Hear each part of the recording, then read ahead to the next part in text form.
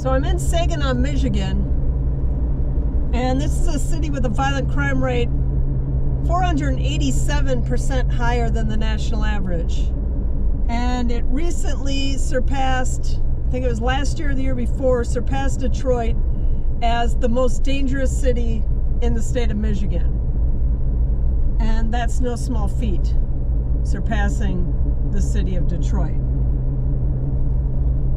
The population here demographically is 45% white and 43% black, so it's pretty much an even split.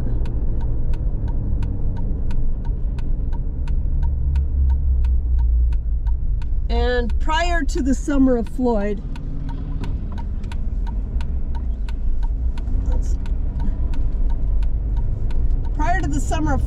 in 2019 they had 9 homicides.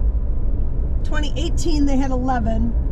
2017 they had 15. And then in 2020 they had 26, giving them a murder rate of 50. So that's 2.5 times more,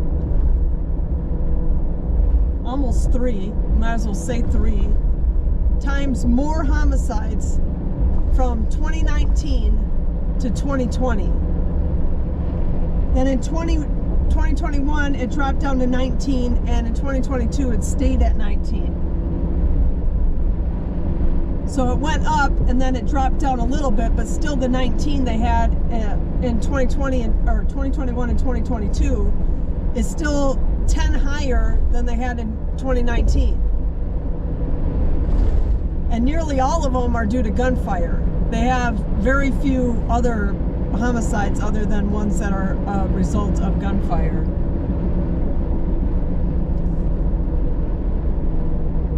The assault rate here in Saginaw is over twice that of Baltimore. And Baltimore is high, and it's twice as bad here. Now their population's a lot smaller. The population here is only 43,000 people. So it takes far less events to create a really high assault rate. But for their population, it's really high here. And your odds of becoming a victim of a violent crime here is 1 in 44. And of a property crime, it's 1 in 65. Now, I don't very often see a city where the violent crime is that much worse than the property crime. Usually the property crime is higher than the violent crime, or they're kind of on par with each other. But here that's not the case. Here the violent crime surpasses the property crime. And your odds of overall being a victim of any crime here is 1 in 27, which actually isn't that bad, because the really bad cities, it'll be 1 in 8 or 1 in 9. I've even seen 1 in 7 before. So 1 in 27 isn't that bad, but it's certainly not good either. And their population, like I said, is 43,000. But it's been declining since the 1960s.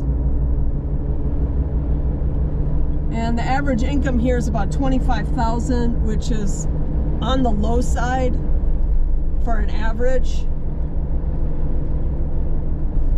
But it has a 44% poverty rate. And it actually looks better than I thought it was going to look. Because when you think of a city that's this bad, the poverty rate is 44%. That's, you're looking at almost half the people are living below the poverty line. And the people that are living above it aren't living that much higher above it. And surprisingly, or not surprisingly, 89% of the people that live here were born here. That's a really high percent. Usually, it'd be 60, 70% in these kind of areas. But this is 89%. So the people, either they like it here or they can't figure out a way to get out.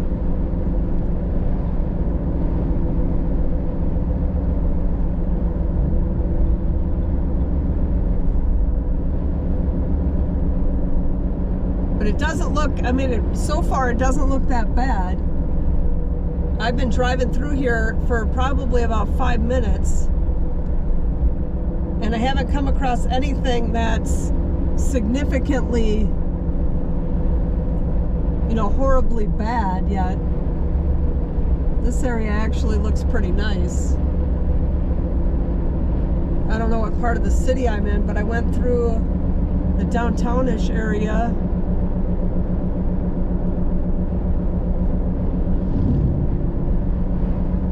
But this has to be one of the nicer parts of it.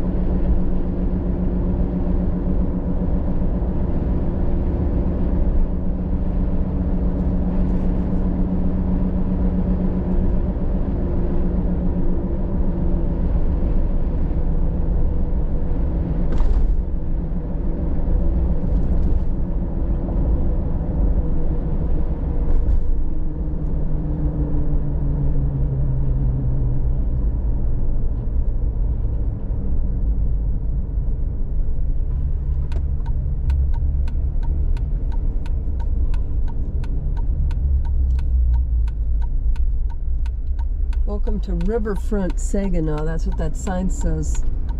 I think I'm probably in too nice of an area right now.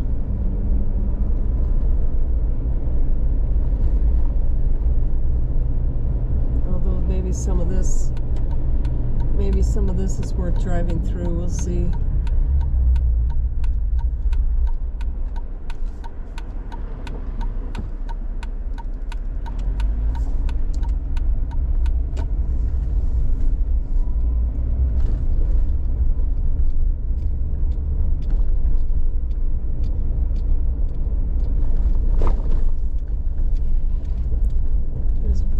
House.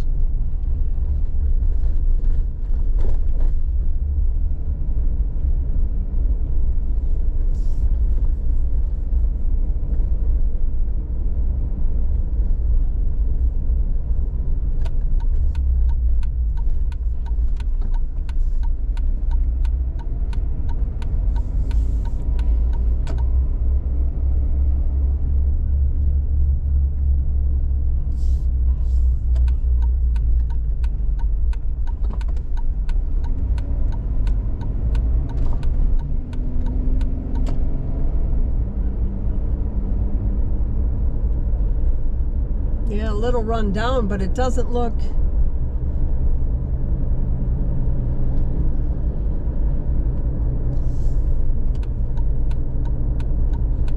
I'm clearly not in the right spot for this because it's a little run down, but none of it looks horribly bad.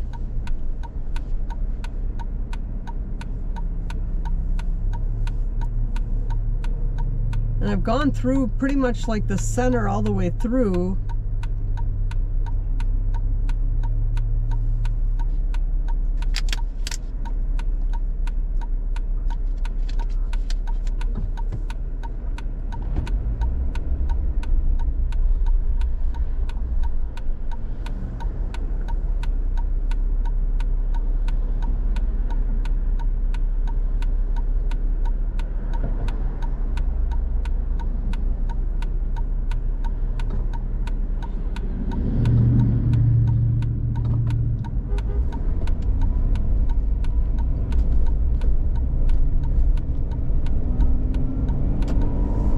See if another one of these roads looks like it's worth going down or not.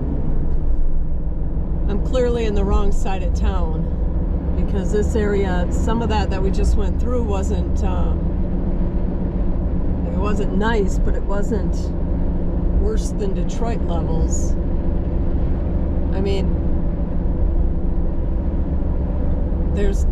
some of the suburbs of Detroit are really bad.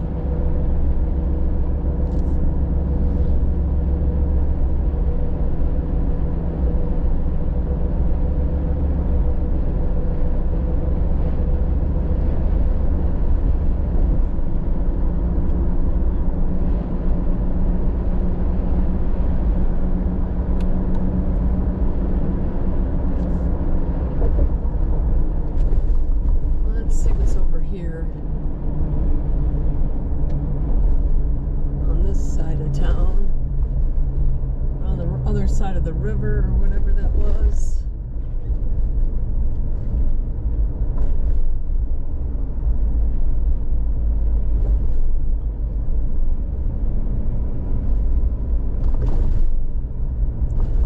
None of this looks all that bad either.